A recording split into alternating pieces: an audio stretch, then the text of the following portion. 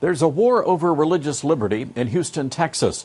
On one side is the city's first openly lesbian mayor. On the other are 5 conservative pastors who were served subpoenas, ordered to turn over any sermons dealing with homosexuality and gender issues. One of those pastors is Hernan Castano, and he believes the mayor got caught with her hand in the religious liberty cookie jar. And Pastor Castano joins us now from Houston. Pastor, why does the mayor want your sermons, sir? That is the question we ask our own selves, and everyone's asking. The pastors of Houston and of this great nation are asking those questions. We preach 4 or 5 times a week. We give our messages to the city of Houston and also to many other countries of the world, and it's a message out of the Bible.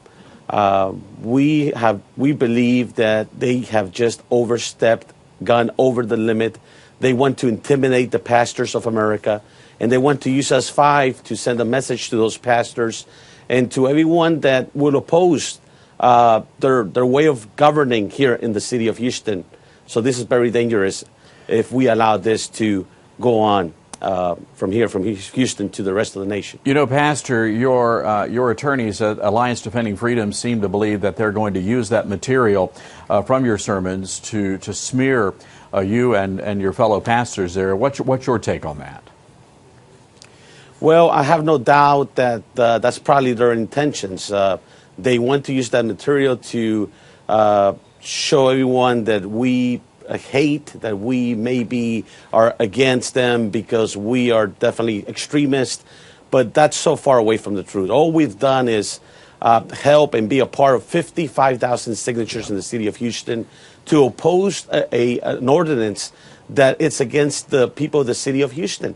And we have asked them to allow the people to vote, to express their voice, and they would not listen. They think they are the only ones that can decide what to do, and they can just reject the signatures and throw them away. Just like the secretary of the city of Houston said, she had validated those signatures. She had actually seen those signatures and said they were okay until the attorney of the city decided they were not legible. So there's something happening here in the city of Houston in government. And because we spoke and we used the First Amendment freedom of speech, they're trying to stop us from speaking. They're trying us to cover our mouths like this and don't say nothing. We have freedom of speech and religion, and that's all we're saying. You know, Pastor, the mayor, she doesn't seem to be a big fan of yours. She's on Twitter. I'm not sure if you guys follow each other and share tweets, but she put something out a few days ago. I want to read this tweet to you. If the 5 pastors used pulpits for politics, their sermons are fair game. I want to get your reaction to that. Well, if she's talking about fair game and our sermons being fair game, our sermons are live streamed on a daily basis out of the churches, and she can listen to them. She's welcome to come to our church and sit down and listen of the love of God and also listen what the Word of God says. But if she's talking about fair game will be for them to allow the people's 55,000 signatures and take this ordinance to the people to decide in November. But they don't want a fair game. They just want to intimidate. They just want to silence the pastors of America, and they want to have control over religion. This is, I'm shocked. It's amazing. Right. Some of us came from different countries. I was born in a foreign country. 5 months I came to this great nation. I'm an American citizen because we believe and we love this nation for its freedom. And they're trying to intimidate us and take that freedom away from pastors. Someone's got to stop this. Pastor, on Wednesday, the mayor assured us, reporters, that the subpoenas were going to be narrowed, but so far that hasn't happened. The subpoenas have not been rescinded. So my question to you is, are you going to comply with the subpoena? And if you don't, are you prepared for the possibility that you could go to jail? We are prepared to speak and have that freedom of speech. We are prepared to serve our God, which is a higher authority.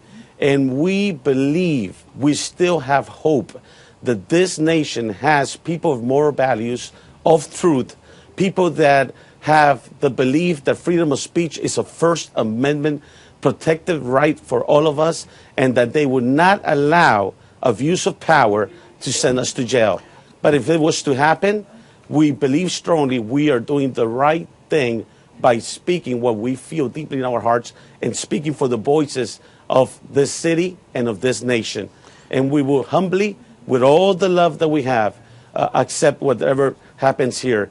But again, our hope is that there will be a reaction in this nation to stop this. All right, Sunday's coming around, Pastor. What do you tell the congregation come Sunday morning? I would tell the congregation, and I would tell every pastor, to not be afraid, to just stand up and speak what is truth and what represents justice. And again, when you have nothing to hide, when you are acting in all honesty and integrity, you do not make changes and you do not play a game. Your identity does not need to be changed.